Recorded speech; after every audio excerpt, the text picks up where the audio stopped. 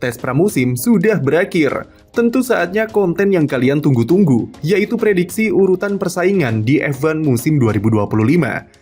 Ronde pertama di GP Australia akan jadi penilaian awal tentang seberapa korelatif tes pramusim yang sudah tim-tim jalani selama 3 hari pekan lalu.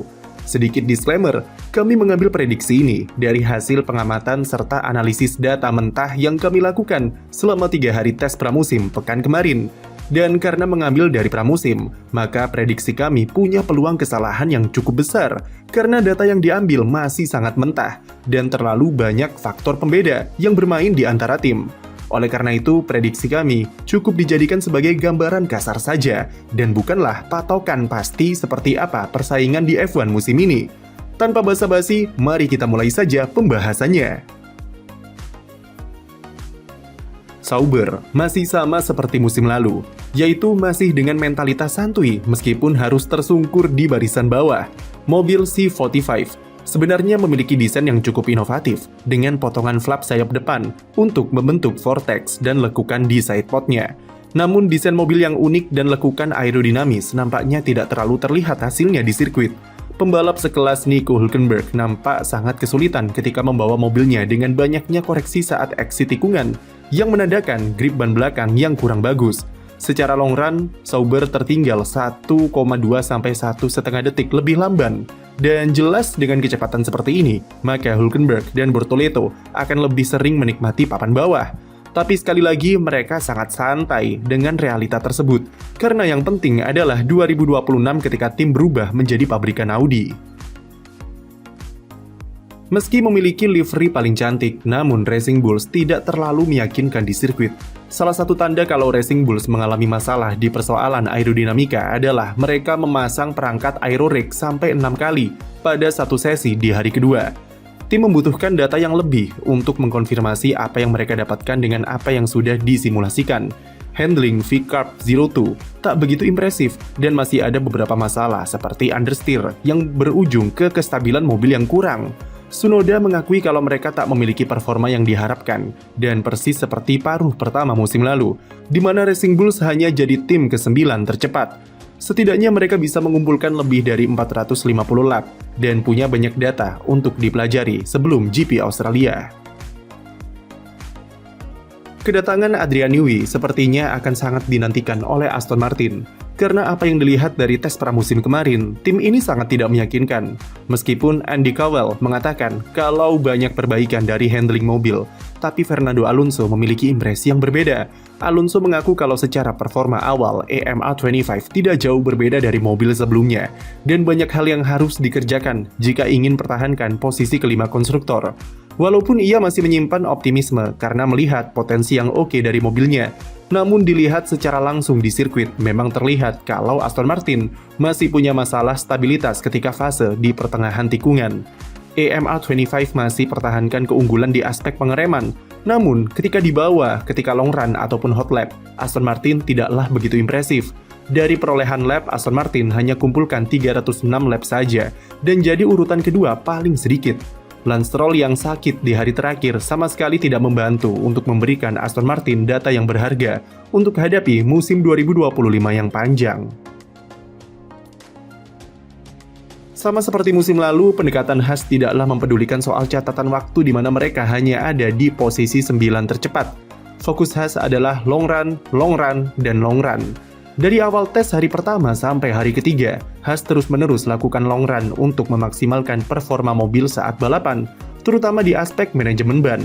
Hasilnya cukup positif, di mana Haas bisa menyamai kecepatan dan konsistensi dari Alpine, serta lebih baik dari Racing Bulls dan Aston Martin.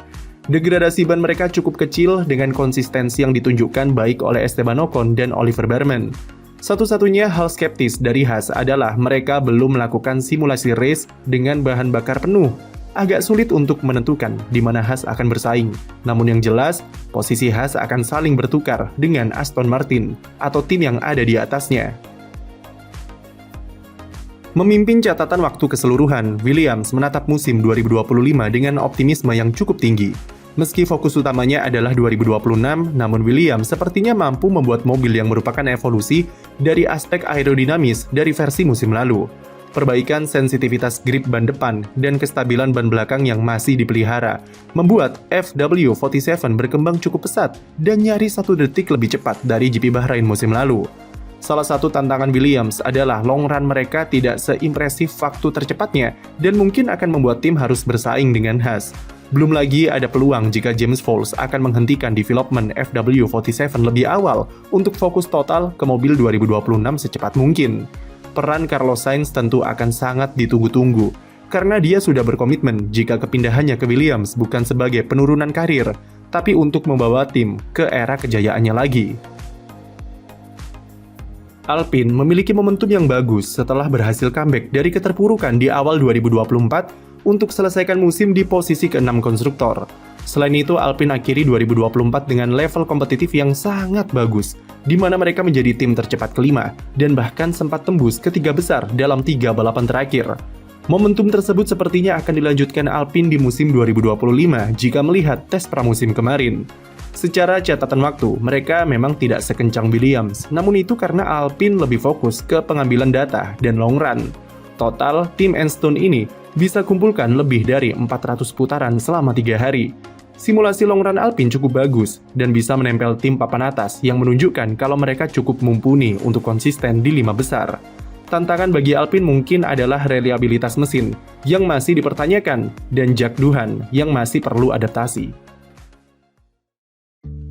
Masuk ke tim besar, sepertinya paling tidak top 3 akan cukup dinamis jika melihat pramusim kemarin. Ferrari untuk saat ini kami tidak bisa memberikan ekspektasi tinggi karena belum ada tanda yang menunjukkan adanya gebrakan dari SF25.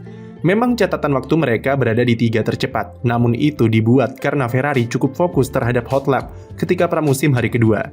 Sedangkan di hari pertama dan ketiga, Ferrari nampak masih meraba-raba setup mobil dan berulang kali mencoba variasi settingan yang agresif untuk mencari limitasi dari SF25. Data dari long run juga tidak menunjukkan sesuatu yang spesial dari Ferrari, meskipun beberapa stintnya bisa dibilang cukup konsisten. Secara handling, Ferrari masih memiliki keunggulan di tikungan lambat dengan kemampuan mobil untuk menyentuh apex lebih maksimal. Namun sektor kedua Bahrain masih jadi PR yang perlu Ferrari pikirkan, terutama sebelum menghadapi GP Australia nanti. Mereka punya potensi di SF25, namun selama Ferrari belum menemukan settingan yang pas, maka akan sulit bagi mereka untuk bersaing di depan. Red Bull di hari pertama cukup memberikan secercah harapan bagi Max Verstappen karena mereka bisa bersaing dengan McLaren dari aspek long run. Namun, di hari kedua dan ketiga, optimisme tersebut harus Red Bull turunkan karena selain desain mobil RB21 yang mirip, namun beberapa masalah yang ada di mobil musim lalu juga masih ada di sana. Liam Lawson belum sepenuhnya nyaman dengan handling mobil yang memang dibuat untuk Max Verstappen. Sementara Verstappen sendiri juga sama belum nyamannya dengan perilaku mobil yang masih sulit diprediksi dengan perubahan setup yang dilakukan. Berkali-kali ganti settingan, Verstappen masih alami masalah understeer di tikungan 4, 11, 13, dan 14. Itu menandakan kalau Red Bull masih memiliki problem setup window yang sempit, sama seperti mobil musim lalu. Pierre Wacky memberi konfirmasi kalau ia tidak puas dengan RB21 yang tidak memberikan impresi sesuai yang diinginkan, dan Max Verstappen tidak memprediksikan Red Bull akan jadi mobil tercepat. Tapi sama seperti RB20, sekalinya ada di setup window yang tepat, mungkin Red Bull bisa menunjukkan gebrakan untuk kembali ke jalur kemenangan. Masalahnya, untuk mencapai settingan yang pas, butuh usaha yang besar dan kondisi sirkuit yang spesifik. Dari 4 mobil yang diproduksi Mercedes selama regulasi ground effect, mungkin W16 adalah mobil paling menjanjikan ketika turun di sirkuit saat pramusim.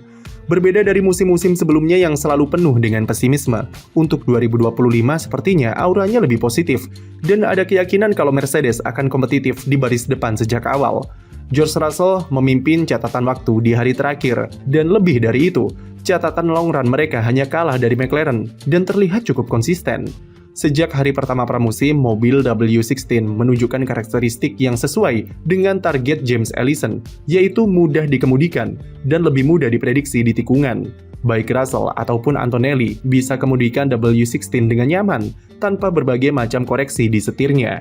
PR terbesar Mercedes ada di aspek pengereman, di mana baik Russell ataupun Antonelli seringkali alami ban terkunci saat mengerem, terutama di tikungan pertama dan tikungan 10. Antonelli masih perlu adaptasi ketika lakukan hot lap karena masih sering overpush dan melebar di tikungan. Secara overall, Mercedes cukup mumpuni untuk jadi pesaing terdekat McLaren, tapi akan jadi PR yang besar untuk bisa pertahankan posisinya di sana. Banyak orang menjagokan McLaren untuk memimpin barisan depan, dan kami sepakat dengan anggapan itu.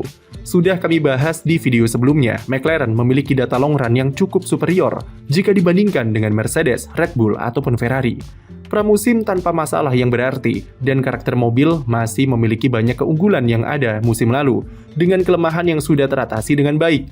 Jika di sirkuit Bahrain yang merupakan kelemahan McLaren dalam 3 tahun terakhir, mereka bisa catatkan long run yang kompetitif, bagaimana dengan sirkuit yang lebih generik atau bahkan mendukung kekuatan MCL39?